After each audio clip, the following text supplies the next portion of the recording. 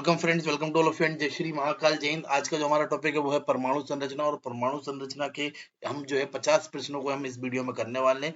चलिए स्टार्ट करते हैं। सबसे पहले अगर हम यहाँ पर देखेंगे तो पदार्थ के परमाणविक सिद्धांत को सबसे पहले किसने दिया, तो पदार्थ के परमाणु सिद्धांत को सबसे पहले जो है जॉन डोल्टन ने दिया। और अगर हम यहाँ पर देखें कब दिया जॉन डोल्टन ने, तो जो है 1803 के आसपास जॉन डोल्टन ने ये सिद्धांत दिया। अब अगर हम यहाँ पर देखें तो इसके बाद अगला क्वेश्चन हमारा बनता है परमाणु के नाभिक का आकार क्या होता है। यहाँ पर अगर हम देखें तो यहाँ पर इसका सही आंसर हो जाएगा ऑप्शन डी। ठीक है, 10 टू दी पावर जो है -15 मीटर। अगला अगर क्वेश्चन बात करेंगे तो निम्न में से कौन सा एक अस्थायी कण है, तो आपको बताना है कि इनमें से कौन सा कण अस्थायी है। तो इसका सही आंसर हो जाएगा ऑप्शन सी, न्यूट्रॉन जो है वो क्या है, अस्थायी कण है। और न्यूट्रॉन की खोज किसने की थी, चैडविक ने की थी, ये आपको याद रखना है। ठीक है, इसके बाद अगला क्वेश्चन, निम्नलिखित में से कौन सा एक किसी तत्व के परमाणु क्रमांक की सही व्याख्या करता है, यानी कि सही जो है निर्धारित करता है। अगर हम यहाँ पर बात करेंगे, पहला ऑप्शन हमारे पास प्रोटॉनों की संख्या, प्रोटॉन और इलेक्ट्रॉनों की संख्या, आयनों की संख्या, या फिर जो है न्यूक्लियनों की संख्या। तो इसका सही आंसर हो जाएगा प्रोटॉनों की संख्या। जितने जो है प्रोटॉन होंगे उतना ही उसका क्या होगा, परमाणु क्रमांक होता है। परमाणु के नाभिक में कौन से कण होते हैं। मान लीजिए ये परमाणु है, ये इसका नाभिक है, नाभिक में दो कण उपस्थित होते हैं। ठीक है, कौन कौन से कण होते हैं, एक होता है प्रोटॉन और एक क्या होता है, ठीक है, एक अगर हम यहाँ पर बात करेंगे एक होता है न्यूट्रॉन। तो प्रोटॉन और न्यूट्रॉन दोनों कण जो है उपस्थित होते हैं, और ये मिलके क्या बनाते हैं, न्यूक्लियन बनाते हैं। क्या बनाते हैं, न्यूक्लियन बनाते हैं, ये आपको याद रखना है। अगला अगर बात करें तो अगला क्वेश्चन हमारा क्या हो जाएगा, अगला क्वेश्चन हो जाएगा निम्न में से कौन सा आवेश रहित कण है, यानी कि बात करेंगे जिसमें आवेश ही नहीं होता, उसका सही आंसर है न्यूट्रॉन। खोज की थी चैडविक ने। ठीक है, किसने की थी, चैडविक ने। अब अगर हम यहाँ पर बात करेंगे, अगला सबसे पहले इलेक्ट्रॉन के आवेश का निर्धारण किसने किया था, ये आपको बताना है। तो सबसे पहले इलेक्ट्रॉन के आवेश का जो निर्धारण है, चार्ज का जो निर्धारण है, वो किसने किया था, तो वो किया था मिलिकन ने। किसने किया था, मिलिकन ने किया था, ये आपको याद रखना है। इलेक्ट्रॉन पर कितना आवेश होता है, तो इलेक्ट्रॉन पर याद रखिएगा माइनस जो है कितना, ठीक है, माइनस जो है 1.6 इंटू 10 टू दी पावर जो है कितना, -19 कूलम। ये जो है क्या होता है, ये इलेक्ट्रॉन का आवेश है। रदरफोर्ड के प्रकीर्णन ने किसकी मौजूदगी को सिद्ध किया, तो यहाँ पर याद रखना रदरफोर्ड के जो प्रकीर्णन मॉडल है उसने जो है परमाणु के केंद्रक को जो है क्या किया, सिद्ध किया।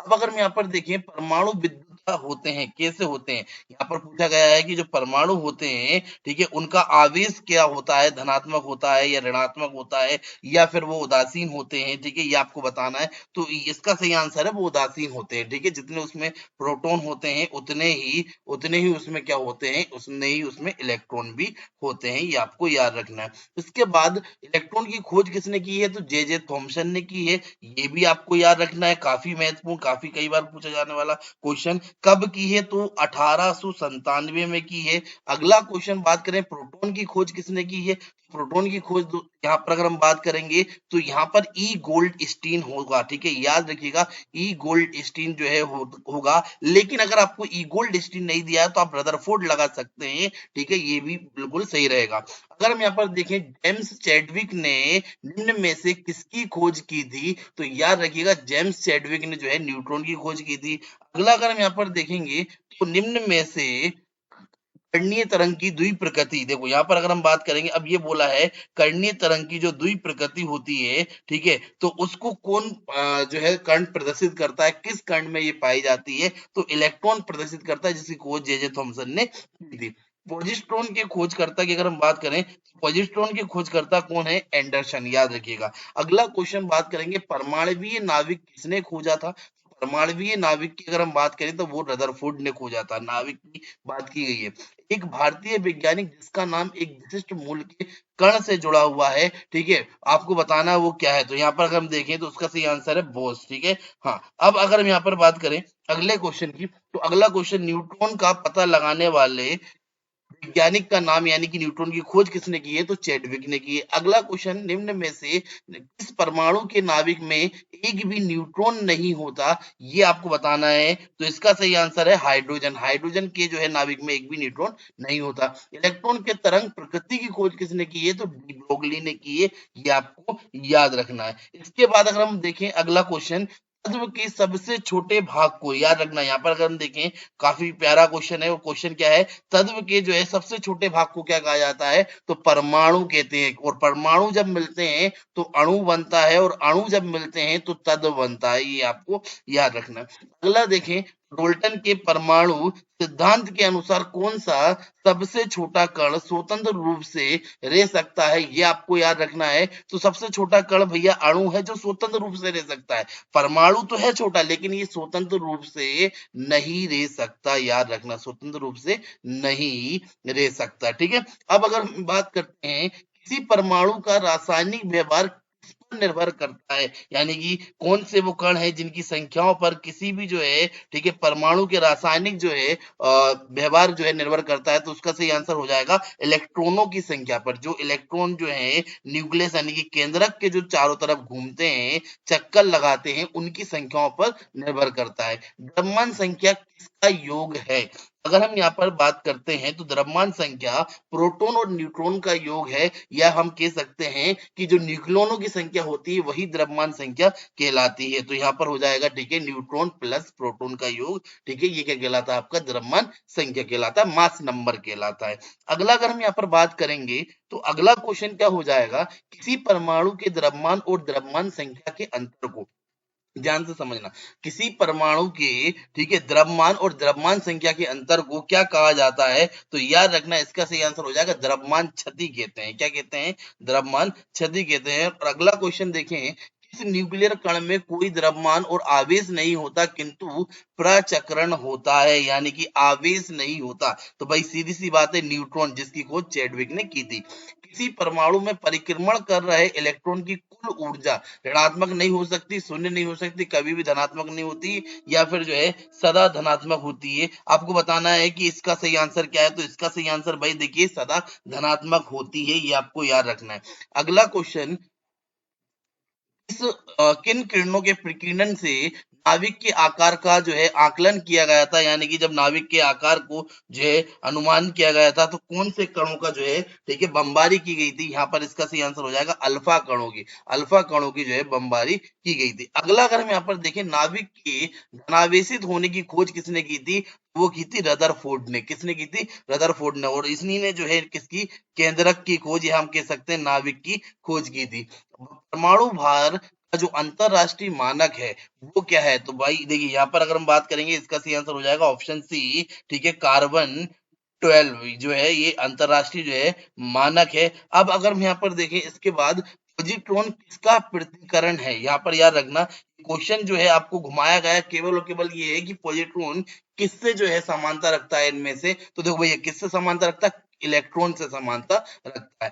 नाभिक की संख्या, नाभिक की संख्या जो है अगर हम बात करेंगे नाभिक की द्रव्यमान संख्या, तो वो क्या होगी? देखो नाभिक की द्रव्यमान संख्या, पहला ऑप्शन ये बोल रहा है सदा परमाणु क्रमांक से कम होती है, गलत। ठीक है। दूसरा, सदा परमाणु क्रमांक से ज्यादा होती है, बिल्कुल सही। ठीक है, क्योंकि इसमें अगर हम बात करेंगे तो इसमें क्या होगा, नाभिक में N+P होता है ना, ठीक है, न्यूट्रॉन और क्या होते हैं, प्रोटॉन, तो प्रोटोनों से ज्यादा होगी। ठीक है, ये याद रखना। क्यों? अब प्रोटोनों से ज्यादा होगी तो प्रोटोनों की संख्या परमाणु क्रमांक कहलाती है। तो इसका सही आंसर ऑप्शन बी। अगला, निम्न में किसने आणविक सिद्धांत को जो है दिया है? John Dalton. ठीक है, पॉजिट्रॉन की ऊर्जा ई, संवेग पी और वेग जो है सी में संबंध क्या है, ये आपको बताना है। ऑप्शन ए अगर सही है तो ए बताना है, ऑप्शन बी सही है तो बी। तो देखो इसका सही आंसर हो जाएगा ऑप्शन जो है डी। अगला अगर हम यहाँ पर देखें, एक परमाणु में दो इलेक्ट्रॉनों की चारों क्वांटम संख्याएं आपस में समान नहीं हो सकती, ये किस वैज्ञानिक ने जो है नियम दिया था, ये आपको बताना है। अब अगर हम यहाँ पर देखें तो ये पाउली का नियम है भाई। किसका नियम है? पाउली का नियम। रासायनिक तत्व के अणु के संदर्भ में चुंबकीय क्वांटम संख्या का संबंध क्या है? देखो अगर हम यहाँ पर देखें, चुंबकीय क्वांटम संख्या जो है, ठीक है, उसका संबंध है चक्रण से। ठीक है, किससे संबंध है? चक्रण से। अगर हम यहाँ पर बात करें अगले क्वेश्चन की, क्वांटम संख्या जो किसी कक्षा में अंतरिक्ष में अविन्यास की दिशा निर्दिष्ट करता है, आपको बताना है कि वो कौन सी संख्या कहलाती है। वह कौन सी क्वांटम संख्या है जो कक्षा में अंतरिक्ष में अविन्यास की जो है दिशा को क्या करता है? निर्दिष्ट करता है। तो आपको बताना है कि इसका सही आंसर हो जाएगा चुंबकीय क्वांटम संख्या। किसी तत्व के रासायनिक गुण निम्न में से कौन तय करता है? देखो, अगर हम यहाँ पर बात करेंगे किसी तत्व के रासायनिक गुण निम्न में से जो है कौन तय करता है, तो वो करता है अपना इलेक्ट्रॉनों की संख्या। ये पिछला क्वेश्चन था, मैं आपको बता भी चुका था। अब अगले क्वेश्चन की बात कर लें, किसी परमाणु के बाह्यतम कक्ष में कितने इलेक्ट्रॉन जो है रह सकते हैं, तो 8 इलेक्ट्रॉन रह सकते हैं। एक परमाणु में 9 इलेक्ट्रॉन तथा 10 न्यूट्रॉन है, तो उसकी जो है द्रव्यमान संख्या कितनी होगी, ये आपसे पूछा गया है। मैंने बताया था कि द्रव्यमान संख्या जब भी निकालना हो तो हमें क्या करना होगा, हम जो है उनको क्या कर देंगे, जोड़ देंगे, यानी कि इलेक्ट्रॉन और जो है न्यूट्रॉन को, या प्रोटॉन या न्यूट्रॉन को जोड़ देंगे। तो इसका सही आंसर हो जाएगा ऑप्शन जो है डी। अगला अगर हम बात करें तो आपसे पूछा गया है, रेडियम के नाभिक में न्यूट्रॉन और प्रोटॉनों की जो है संख्या कितनी होगी, ठीक है। तो इसमें अगर हम बात करें तो इसमें जो है इसकी संख्या हो जाएगी आपकी, ठीक है, ऑप्शन ए। अगला अगर हम यहाँ पर बात करें, जिस तत्व में परमाणु में 2 प्रोटॉन, 2 न्यूट्रॉन और 2 इलेक्ट्रॉन हो, उस तत्व की द्रव्यमान संख्या कितनी होगी, तो भाई 2 + 2 = 4 कितनी हो जाएगी, ठीक है, 2 + 2 = 4 हो जाएगी। इसका सही आंसर ऑप्शन बी। अगर हम यहाँ पर देखें 19K40 में इलेक्ट्रॉनों की संख्या अगर हम बात करें तो 19 जो है ये प्रोटॉन की संख्या है, और प्रोटॉन की संख्या जो है किसके बराबर होती है, इलेक्ट्रॉन की संख्या के बराबर होती है। तो इसका सही आंसर हो जाएगा ऑप्शन बी, यानी कि 19। अब इसके बाद अगर हम देखेंगे अगले क्वेश्चन को, तो अगला क्वेश्चन है, यदि परमाणु की तीसरी कक्षा में सबसे भारी कक्षा में अगर हम देखें तो इसमें इलेक्ट्रॉनों की अधिकतम संख्या कितनी हो सकती है। देखो, तीसरी कक्षा की बात की गई है, तो तीसरी कक्षा में अगर हम देखें तो वो कितनी होती है, 18, ठीक है। अगला अगर हम देखेंगे किसी परमाणु की जो है परमाणु संख्या Z तथा उसकी द्रव्यमान संख्या m है, तो उसमें उस नाभिक में न्यूट्रॉन की संख्या कितनी होगी। देखो, अगर हम यहाँ पर बात करें तो बहुत ही सिंपल क्वेश्चन है, ठीक है। द्रव्यमान संख्या क्या होता है, m जो है प्रोटॉन प्लस न्यूट्रॉन। अब अगर हम यहाँ पर देखेंगे तो हमें जो है यहाँ पर क्या बताना है, हमें यहाँ पर परमाणु संख्या के जो है किसमें संबंध में बात करनी है। तो यहाँ पर जो P है वहां पर हम क्या रखेंगे, Z रखेंगे, और ये हो जाएगा हमारे पास N। अब इस Z को उधर ले जाओ तो N बराबर M - Z, और ये हमारे पास आ जाएगा। तो इसका सही आंसर हो जाएगा ऑप्शन बी।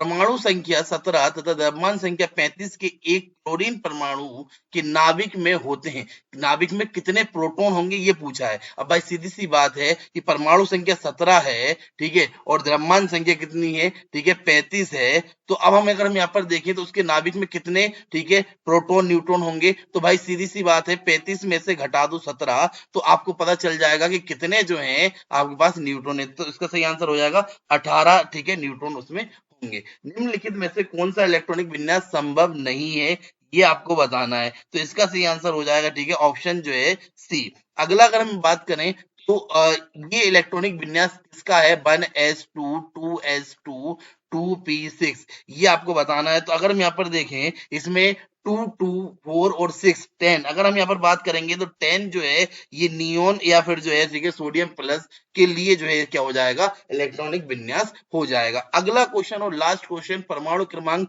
20 वाले परमाणु का इलेक्ट्रॉनिक विन्यास जो है क्या होगा, ये आपको बताना है। तो अगर हम यहाँ पर देखिए 1s2 2s2 की अगर हम बात करें, ठीक है, उसमें अगर हम करेंगे या फिर जो है अगर हम वो कक्षाओं को भरेंगे, पहले 2 फिर 8 फिर 8, इस तरीके से, तो 2 8 10 हो गए और 8 18, फिर बचेगा तो लास्ट में आएगा अपना कितना, 2। तो इसका सही आंसर हो जाएगा ऑप्शन सी।